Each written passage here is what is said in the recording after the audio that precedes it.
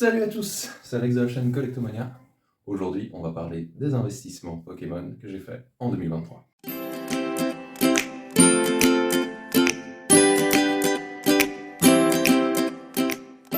Donc, c'est vous qui avez choisi. Comme vous pouvez le voir sur le sondage ici, vous avez voté en majorité pour mes investissements Pokémon en 2023. On va voir comment ils ont évolué, mes bons coups, mes moins bons coups.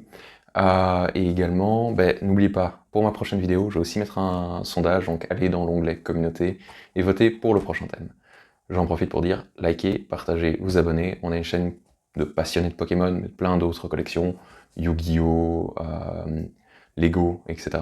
Donc, venez, ça coûte rien, un petit abonnement, activez les notifications, et n'oubliez pas en commentaire de dire vos investissements Pokémon en 2023, ce qu'on peut améliorer sur la chaîne, tout ça, de quoi vous voudriez bien qu'on parle. On est à votre écoute. Avant de commencer, la vidéo va être organisée de la façon suivante.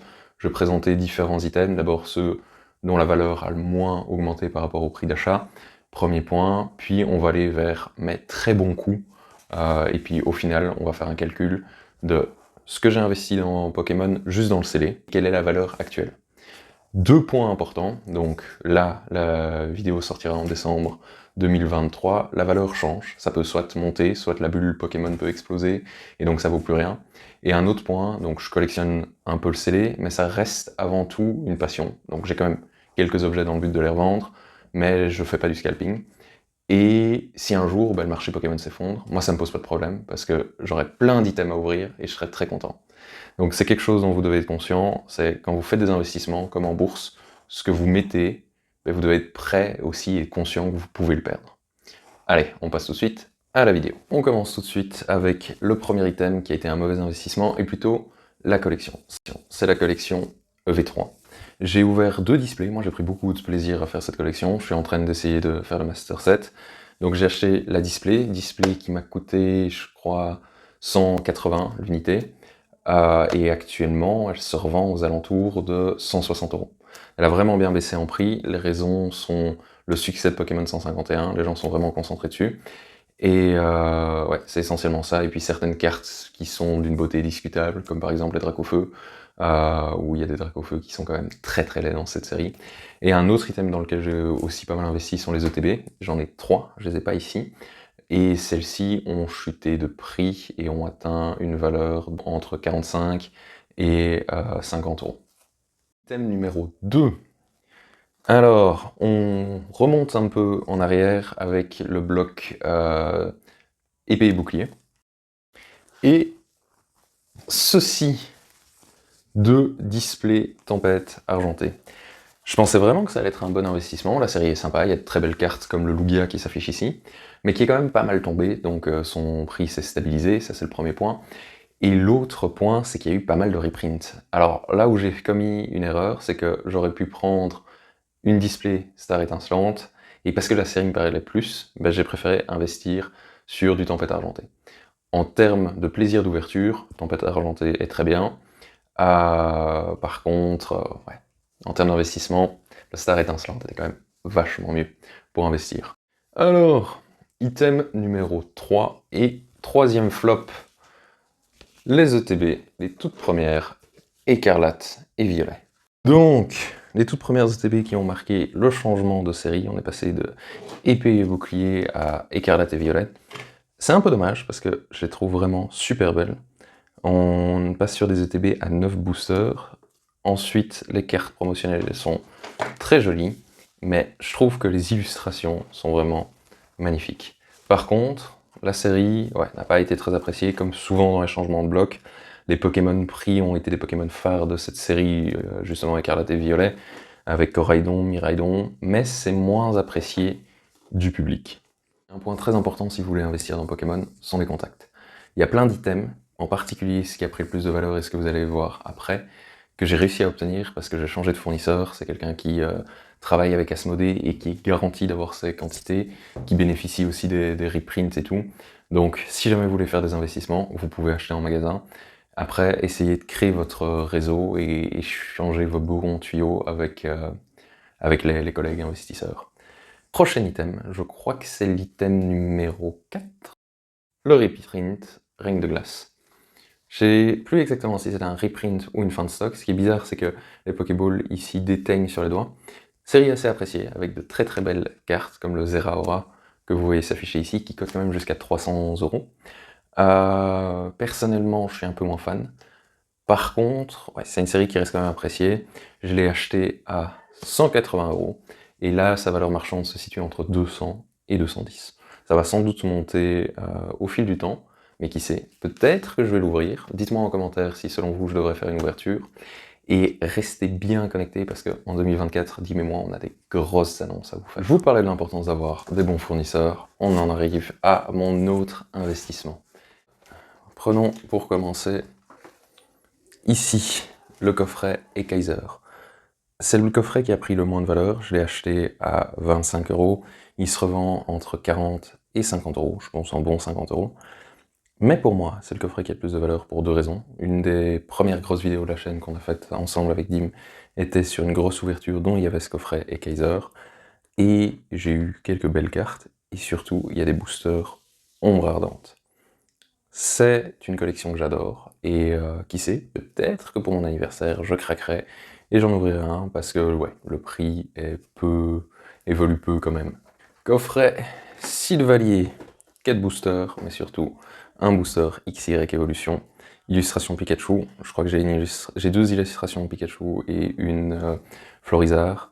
Et ensuite, on a un Ombre Ardente, un booster Gardien Ascendant et un booster Invasion Carmin de la collection c'est Soleil et Lune, en tout cas pour cela. Et ouais, ce sont des séries sympas, mais je préfère Ombre Ardente en termes de hits, c'est là où il y a les plus beaux hits, dont une Dracofeu GX Rainbow, mais qui est très très compliqué à avoir, je crois que c'est un tous les 1000 boosters. Pour le coffret Tokorico et Mimiki, comme vous pouvez le voir, ben, il y a un booster XY Evolution Dracofeu, je trouve le pin c'est juste trop mignon. J'ai hâte à la collection EV 4.5 parce que les ETB Mimiki vont être adorables. Et le Tokorico aussi, il a deux boosters, Gardien Ascendant, et l'autre c'est Soleil et Lune classique, aussi une collection qui n'a pas tellement fonctionné, mais généralement les débuts de bloc ne fonctionnent pas bien. Donc pour ces coffrets, je les ai payés 35 €, et ça se revend 55 €. Donc on arrive dans le top 3 des meilleurs investissements. Là ça va être un peu particulier, je vais montrer une série qui est en train de bien monter, et sur laquelle il y a de très bons investissements qui ont été faits de mon côté, qui a plus de valeur que le top 2, mais la raison pour laquelle je la montre maintenant, c'est parce que pour moi le top 2 est sorti récemment, vous voyez sans doute de quoi je veux parler, et donc il n'a pas encore eu le temps de grandir, il y a une grosse hype au début, c'est un peu redescendu, et ça va remonter. Mais là, en l'occurrence, je vous parle de la collection Zenith Suprême. Mon item favori, les ETB, en raison des bugs, c'est ce qui a pris le plus de valeur.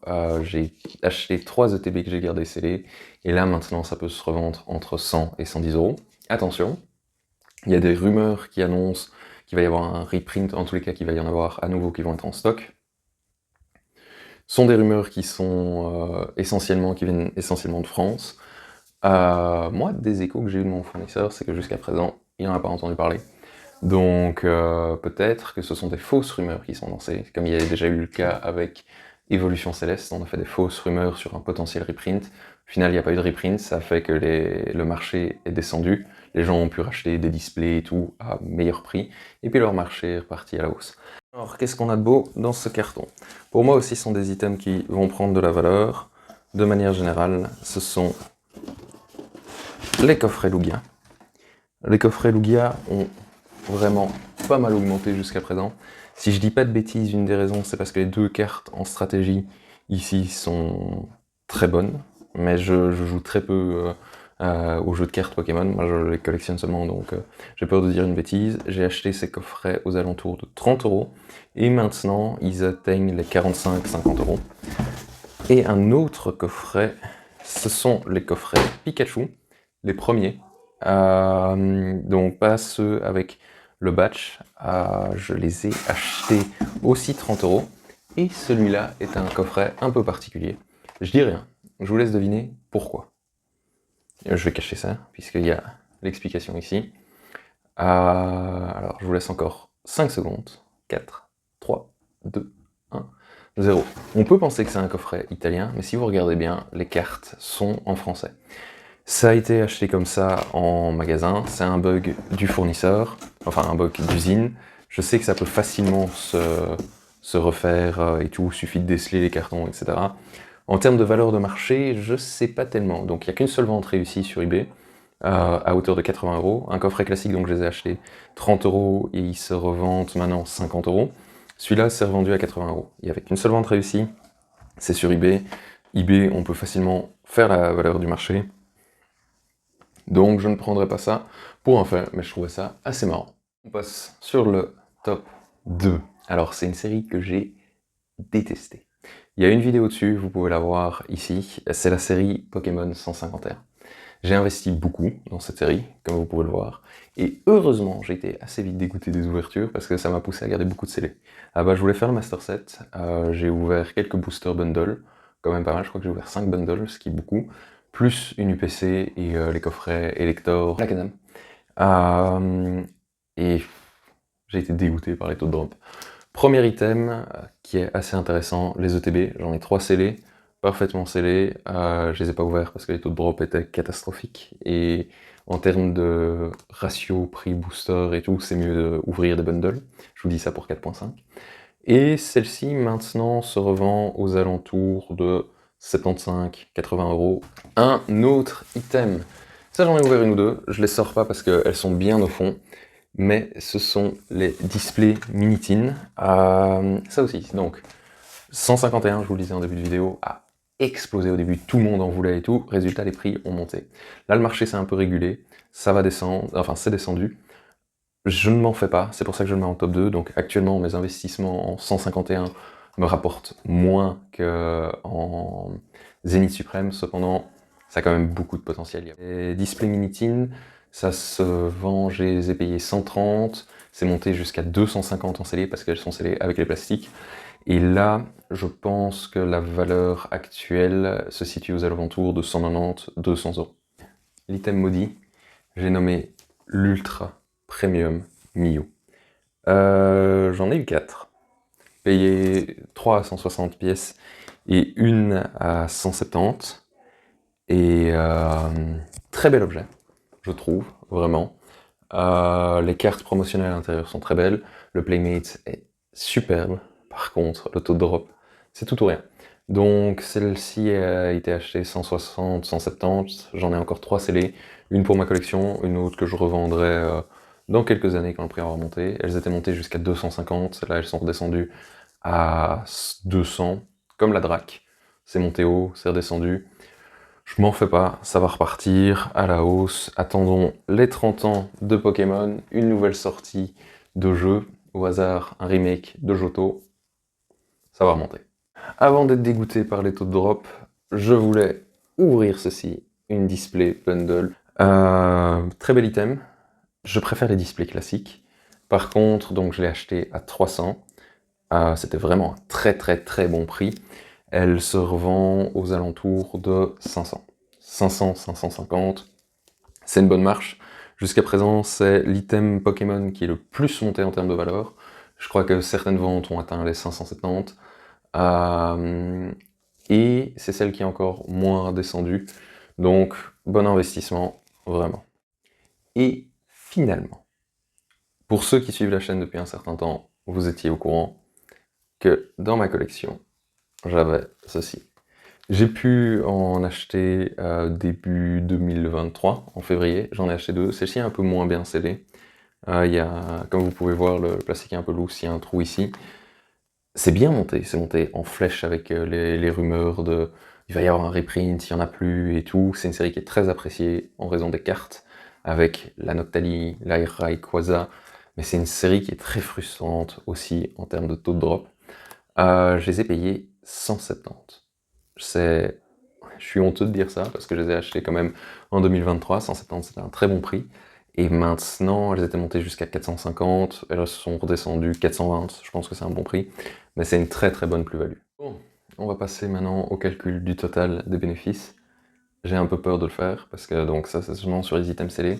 Je suis conscient que ça représente une grande somme d'argent.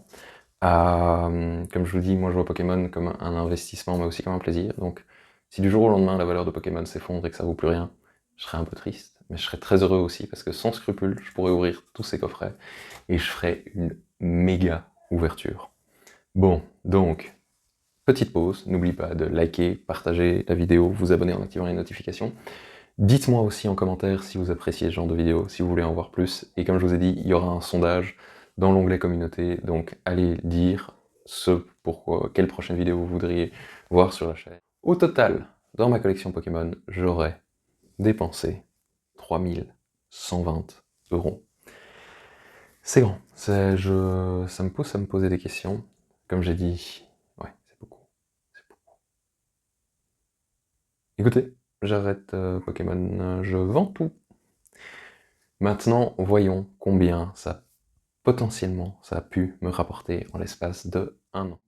En 1 an, la valeur de cette collection sera passée de 3100 EDE à 4590 euros.